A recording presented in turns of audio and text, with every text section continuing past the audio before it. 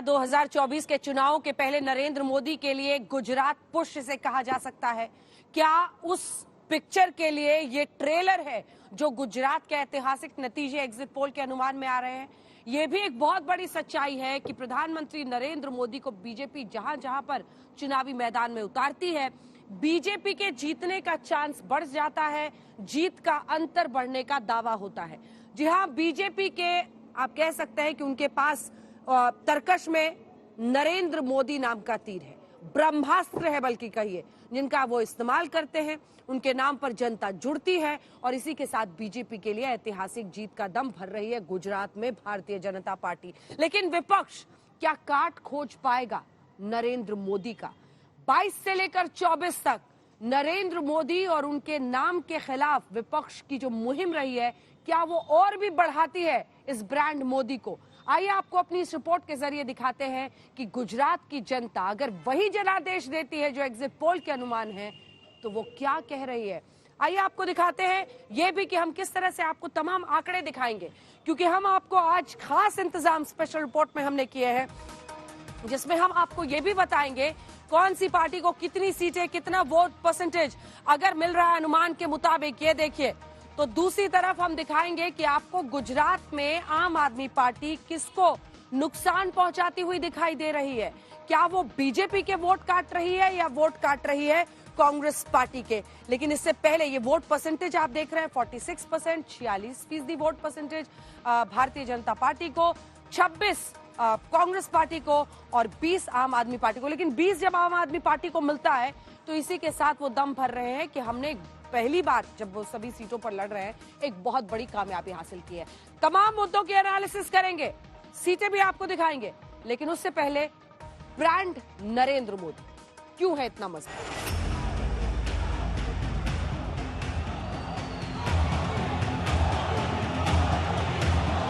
આ વખતે ગુજરાતની જનતાએ નરેન્દ્રના રેકોર્ડ તોડીને ભૂપેન્દ્રના નવા રેકોર્ડ બનાવવાનું નક્કી કરી દીધું છે। नरेंद्र मोदी ने वोटिंग से पहले गुजरात के चुनावी नतीजों पर यही भविष्यवाणी की थी और अब इंडिया टुडे और एक्सिस माई इंडिया के एग्जिट पोल का अनुमान मोदी की भविष्यवाणी पर मुहर लगाता है। हमारे एग्जिट पोल के मुताबिक गुजरात में बीजेपी को 129 से 151 सीटें मिल सकती हैं, यानी ऐतिहासिक विजय, जबकि कांग्रेस को 16 से 30 सीट, आम आदमी पार्टी को 9 से 21 और अन्य को 2 से 6 सीटें मिल सकती हैं।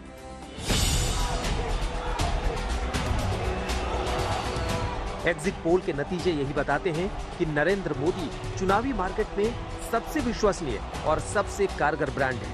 इस ब्रांड का तोड़ किसी विरोधी के पास नहीं है। 27 सालों से चली आ रही सरकार के खिलाफ सत्ता विरोधी लहर को भी मोदी का नाम बेअसर करने का मादा रखती है। यहाँ तक कि पंजाब जीत से अति उत्साहित आम आदमी पार्टी की उम्मीदें भी गुजरात में कोई उलटफेर करती नहीं दिखाई दे रही। आखिर नरेंद्र मोदी फैक्टर है क्या? मोदी के कॉन्फिडेंस के पीछे क्या है? क्या नरेंद्र का रिकॉर्ड भूपेंद्र तोड़ेंगे? गुजरात पर मोदी के होमवर्क की डिटेल।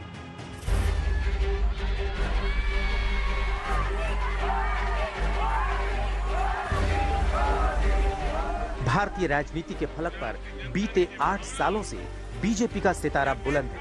इसके पीछे सबसे बड़ी वजह है वोटरों के दिल में मोदी को एक मजबूत और निर्णायक नेता वाली इमेज है। लोकप्रियता की कसौटी पर नरेंद्र मोदी को कसे तो ये तस्वीरें बहुत कुछ बयां कर देती हैं। गुजरात के सीएम का पद छोड़े करीब 9 साल हो गए। मोदी दिल्ली में है, लेकिन गुजरात में उनका स्वागत वैसे ही होता है जैसे पहले होता था। नरेंद्र मोदी का जनता से सीधा कनेक्शन उन्हें विरोधियों से कई कदम आगे रखता है। ये गुजरात चुनाव प्रचार के दौरान भी दिखा। બધાને મળવા જાઓ ને તો બધાને કહેજો કે આપણા નરેન્દ્રભાઈ સોજિત્રા આવ્યા હતા। એ પીએમ સાહેબ આયા તેવું નહીં કહેવાનું, આ પ્રધાનમંત્રી આયા તેવું નહીં કહેવાનું। એ પ્રધાનમંત્રી ને પીએમ ને તો બધું દિલ્હીમાં, અહીં તો આપણા નરેન્દ્રભાઈ। અને પછી બધાને કહેજો કે આપણા નરેન્દ્રભાઈ સોજીત્રા આવ્યા હતા, એમણે તમને બધાને પ્રણામ પાઠવ્યા છે। मोदी ने अपने गृह राज्य में उतरकर सीधे मोर्चा संभाला और उत्साहजनक भविष्यवाणियों के बावजूद प्रचार में खुद को पूरी तरह झोंक दिया। 3 नवंबर को चुनाव की घोषणा के बाद से ही वो पूरे गुजरात में करीब करीब हर दिन रैलियां और रोड शो करते दिखे। अगर चुनावी प्रचार के आंकड़ों को देखें तो 2017 विधानसभा चुनाव में मोदी ने 34 रैलियां की। ये वो वक्त था जब पाटीदार आंदोलन की वजह से बीजेपी के खिलाफ माहौल बना हुआ था, जबकि 2022 में नरेंद्र मोदी ने 51 रैलियां की। 72 वर्षीय मोदी बिना थके, बिना रुके प्रचार में जुटे रहे। यहाँ तक कि 50 किलोमीटर लंबा रोड शो तक किया। इस दौरान मोदी ने विरोधियों की बदजुबानी को गुजरात के अपमान से जोड़कर तुरूप का इक्का चला। કોંગ્રેસ પાર્ટીના રિમોટ કંટ્રોલ થી જ્યાંથી ચાલે છે ત્યાંથી પહેલા એમણે એક નેતાને અહીંયા મોકલ્યા હતા અને નેતાને કહ્યું હતું, એ પ્રકારે આવીને નેતા અહીંયા બોલ્યા અને એમણે જાહેર કર્યું કે આ ચૂંટણીમાં મોદીને એની औकात બતાવી દેવામાં આવશે। કોંગ્રેસ પાર્ટી એને ખબર નથી કે આ રામ ભક્તોનું ગુજરાત છે। હવે તમે મને કહો, રામ ભક્તોના ધરતી પર રામ ભક્તોની સામે એમના પાસે બોલાવડાવવામાં આવ્યું કે તમે મોદીને 100 માથાવાળો રાવણ કહો। બોલો, કોંગ્રેસ પાર્ટીમાં તો કોમ્પિટિશન ચાલે છે, કોમ્પિટિશન કે કોણ મોદીને વધારે ગાળો બોલે, કોણ મોદીને મોટી ગાળો બોલે અને કોણ મોદીને તીખી ગાળો બોલે, એની સ્પર્ધા ચાલે છે। कोई रावण के, कोई राक्षस के, कोई कॉकरोच के। भाइयों बहनों, गुजरात माटे, गुजरातना लोको माटे आटली बधी नफरत, आटलू बधु झेर, कीचड़ उछाळवानो आ रस्तो तमारो। जे मोदीने तमे घड्यो होय ए मोदीनुं अपमान, ए तमारुं अपमान छे के नहीं?